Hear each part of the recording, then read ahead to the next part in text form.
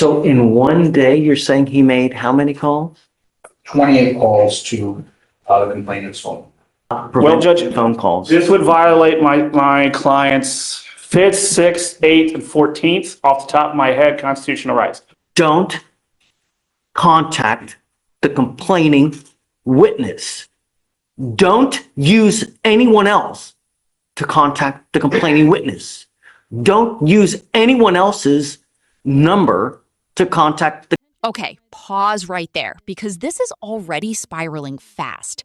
Over 100 calls from inside jail is not checking in. It's the kind of behavior that makes judges immediately start thinking about witness intimidation, harassment, and public safety. And here's the crazy part. The judge already warned him. Once a court says no contact, every extra phone call stops looking emotional and starts looking intentional. So now the courtroom isn't debating whether the calls happened, they're debating how far the court should go to stop them. And trust me, segregation is not something judges throw around lightly. Well, he's in custody. He's in custody. No, ag seg. Goes in ag seg. Okay, so guys, for the record, please announce yourselves. State. Anna Eady, E-A-D-Y, for Mr. Wiggins. Nathaniel Meunier spelled M-U-N-I-E-R, also for the defense. State. You wanted to bring something to the court's attention. Yes, Judge. So we had received a call that Mr. Wiggins was in violation of the protective order that was in this VPO, and that he was reaching out to the complainant witness in this case. We have checked the jail calls. Those jail calls show that since March 24th, which is, of course, after the October VPO, since just March 24th, we have 293 calls made to the complainant's phone number. Just yesterday, we had, I believe, 28 calls to that number as well. So in one day, you're saying he made how many calls? So yesterday, he attempted 28 calls to the complainant's phone. My understanding is that there's no longer protective order in effect because it's been long enough that the protective order. There's an order for him not to have any contact with her. Are those part of his bond conditions? Yes. My client's not on bond.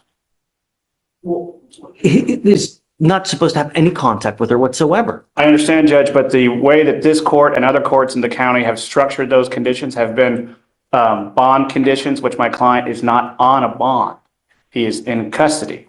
He has not broken I the have law. ordered him, even though he's in custody, not to call her.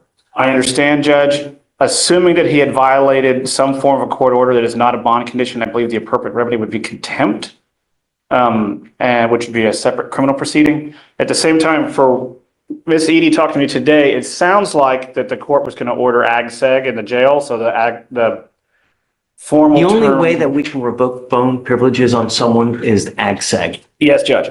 My issue with that is it's a hammer when a scalpel is needed. So while I understand that the district attorney's office has alleged that my client is called a victim in this case, there's no protective order in place. The bond conditions are not in effect because he's not on bond, thus no crime has taken place. And third to that, Judge, if he's to move to ag seg, he would not be able to make any phone calls, not just to the victim, but anyone, including counsel, which while we are here on a misdemeanor, he is in custody on a felony and relatively serious felonies, and not being able. Okay, I understand your plight. Yes, Judge. But there are other remedies for you to be able to communicate, letters, in person. But the only way for me to be able to ensure that the complaining witness is not called is to put him in segregation. That's the only way. Judge, the problem is nobody would be able to call, including our office as well as his felony attorneys. Letters through the jail are notoriously slow. A letter to my mother who lives in the same city takes 4 days. Add in the jail, you're taking over And a I'm week. willing to put him on the docket one time a week so you guys can have contact. Which the problem is, Judge, we would no longer be able to have any form of private contact, and that would only take care of the misdemeanor and not the felony. And not to be impolite, Judge, him having conversations with us are saying, hey, what's going on with the felony? And any jail visits that take place in ag seg are actually recorded. This is where the defense attorney is trying to walk a legal tightrope. He's basically arguing that cutting off all phone access could interfere with constitutional rights and attorney communication, which is a real concern. But at the same time, the judge is staring at hundreds of alleged calls and thinking, how many warnings does one person get? That's the tension here. One side is focused on due process, the other is focused on protecting the victim immediately. And honestly, the fact that this debate is even happening tells you the judge believes this defendant absolutely cannot control himself around that phone system. I don't have any other option to not prevent Judge, phone calls. This would violate my client's 5th, 6th, 8th, and 14th off the top of my head constitutional rights. Right, self-incrimination because every conversation is going to be monitored going in and out of the jail because they're going to be recorded via jail visits. He will no longer be able to have private visitation inside the courthouse. You can pull them out. You can have private visitation in the rooms It's there. not about me, Judge. It's about felony court. It's a serious issue, but that's the. Why are you worried about felony court? Because that's why he's in, Judge. Then That's also in because of ours. Our bonds are at $60,000. I understand, Judge, but the reason that this is taking as long as it is and it's been taken as serious as it is because he's in custody on a felony.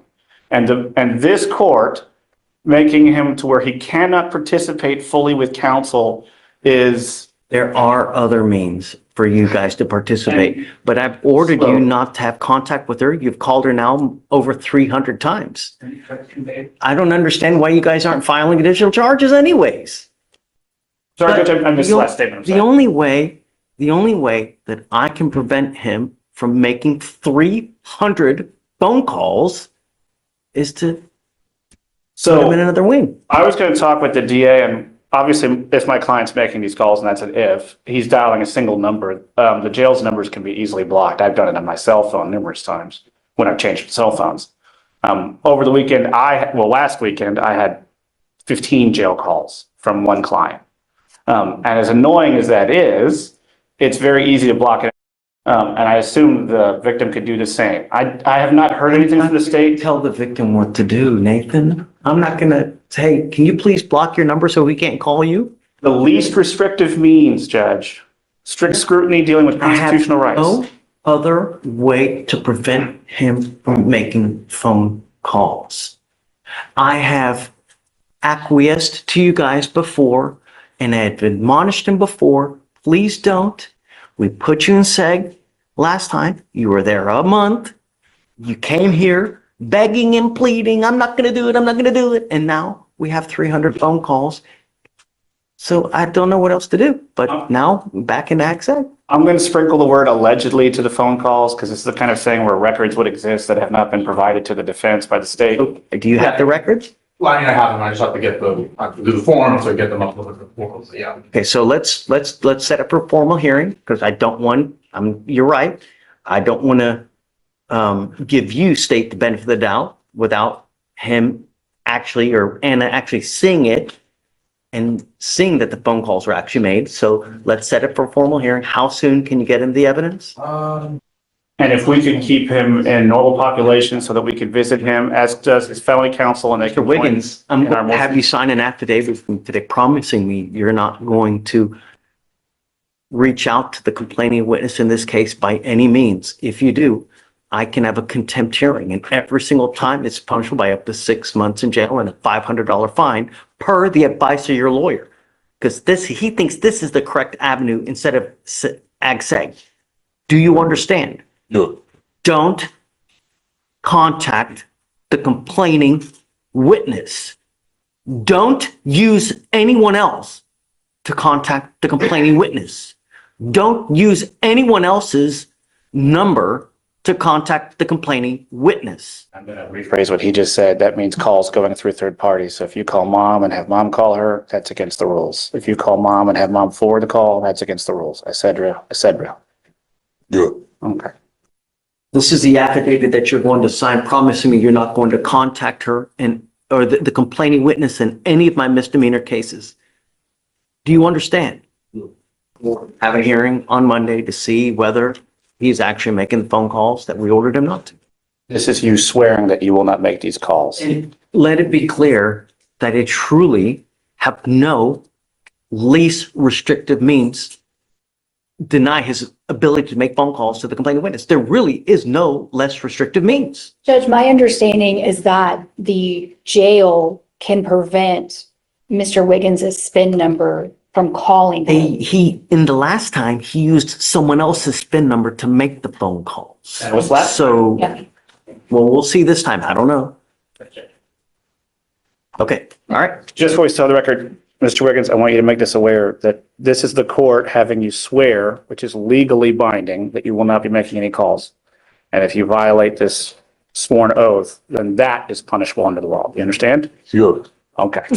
Thank you, Judge. And there it Thank you. is. See you Monday. The judge Honestly, just credit gave to his him lawyer for one even attempting to final defend him here lifeline because instead of that man was immediately working sending him to uphill with no segregation. gear and no oxygen. Now the The stakes judge are clearly even wants to protect the higher, victim, because and that isolating the affidavit defendant in becomes a administrative direct promise to the segregation would court. absolutely If he stop the violates cause, it but it's also again, the harshest the tool judge in the can drawer. hammer him Having with him sign an contempt charges on affidavit top of promising no everything future else. contact might actually be Also, smarter, can we because talk about violating how that document means exhausted bigger everyone in fines, that more courtroom jail sounds? time, and zero The wiggle judge room. sounds What done, cracked me the up, though, lawyers was the sound idea done, of asking and the even the victim to block his prosecutor sounds number. like they've been Why should the dealing with victim this have to lift a finger nonstop. when she's already told the So court now that the she big wants no question is, contact? The if responsibility is on someone the defendant to allegedly follow the law, ignores not the victim to warnings, dodge bond harassment. conditions, and court And orders seriously, over I still can't wrap my head 300 around how times? someone makes 300 That calls and punishment doesn't actually realize, works. hey, maybe